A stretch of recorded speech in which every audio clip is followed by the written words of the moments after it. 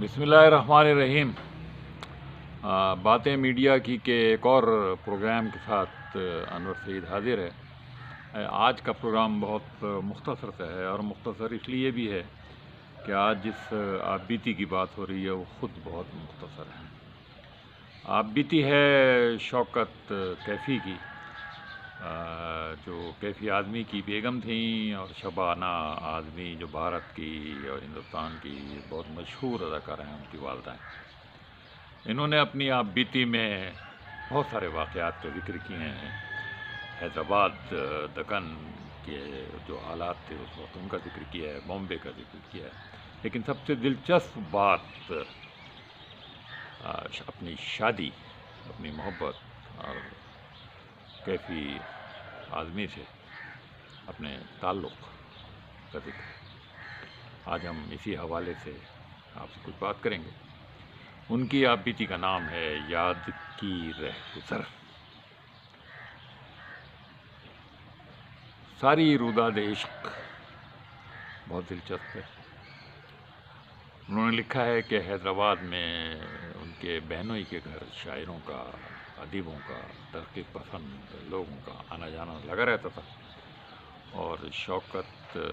کیفی آدمی وہاں آیا کرتے تھے، اور جب وہ وہاں آئے اور ان کے یہاں ٹھہرے اور انہوں نے کچھ اپنا کلام وغیرہ سنایا تو ان کے کانوں میں بھی ان کی آواز پڑی، ان کو دیکھا بھی، اور بس وہیں سے کوئی بجلی سی کون گئی، اور اس طرح کا کوئی سلسلہ وہاں شروع ہو گیا، اور ان کے دل کو کوئی بات ان کی بھا گئی۔ یہ شاید یک طرفہ معاملہ نہیں تھا۔ ہوا یہ کہ جب کیفی آدمی ان کے گھر سے، یعنی شوکت کے بہنوئی کے گھر سے چلے گئے، تو شوکت کو ایک پرچہ لکھا ہوا، پڑھا ہوا ملا، اور اس پرچے کو جب انہوں نے پڑھا تو اس میں ایک نظم تھی جو شوکت کے نام تھی، اور وہ پڑھ کر بس بہت مسرور ہوئیں، اور بس رات کو چھت پہ گئیں، اور چھت پہ جا کر پھر انہوں نے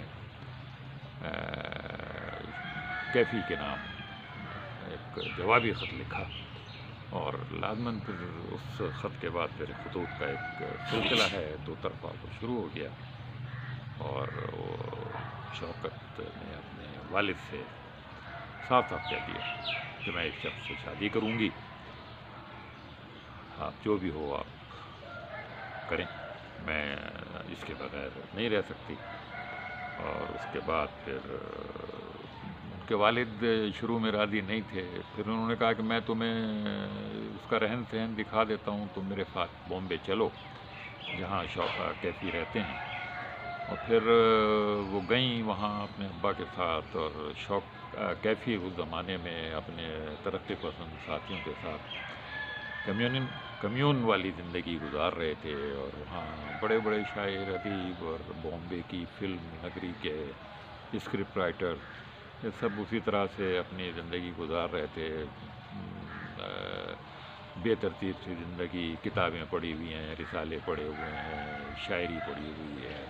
کپڑے پھیلے ہوئے ہیں، یہ کمیون کی زندگی تھی ان کی۔ یہ سب کچھ دکھانے کا مقصد شاید ان کے والد کا یہ تھا کہ وہ بعد آ جائیں گی اپنے اس ارادے سے، لیکن نہیں، وہ بعد نہیں آئیں،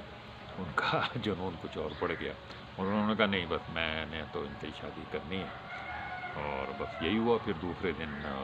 وہیں پر نکاح ہو گیا، اور اس نکاح میں بڑے بڑے اس زمانے کے بامبے میں رہنے والے ادیب، زیادہ ترقی پسند ادیب تھے،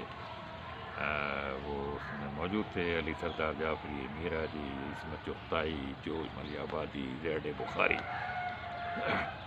اور پھر ان کی شادی ہو گئی، اور ماشاءاللہ انہوں نے بڑی زبردست زندگی گزاری، اور 55 سال تک ان کی رفاقت اس وقت تک رہی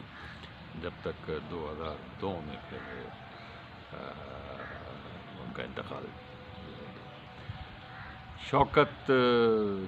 کیفی جنہیں آپ کہنا چاہیے، شوکت آدمی کہنا چاہیے، انہوں نے اپنی اس کتاب میں اس دلچسپ رودادیش کے علاوہ خود حیدرآباد دکن کے بارے میں، اس کی ثقافت کے بارے میں، اس کے ماحول کے بارے میں، اس زمانے میں وہاں علم اور ادب کا جو شعرہ تھا، اور جس طرح کے مشاعرے ہوتے تھے، جس طرح کی ادبی سرگرمیاں ہوتی تھیں، پھر اس زمانے کے حیدرآباد دکن کے جو کھانے ابھی تک مشہور ہیں، ان کھانوں کا ذکر کیا ہے کہ کس طرح کا پلاؤ وہاں پکتا تھا، کس طرح کی وہاں مرغن غذائیں پکا کرتی تھی، کس طرح کی وہاں اور چیزیں پکا کرتی، یہ ساری چیزیں انہوں نے اس میں حیدرآباد کے زیورات کا ذکر کیا ہے، حیدرآباد دکن کے کپڑوں کا ذکر کیا ہے، کس طرح کی پوشاک لوگ پہنا کرتے تھے۔ خود حیدرآباد ایک بہت ہی دلچسپ اور خوبصورت اور ایک رومانٹک جگہ تھی، اس کا بہت تفصیل سے ذکر کیا ہے۔ تو یہ ان کی مختصر سی آپ بیتی ہے، اور اس کا نام ہے یاد کی رہ گزر، جس کا آج ایک مختصر سا ذکر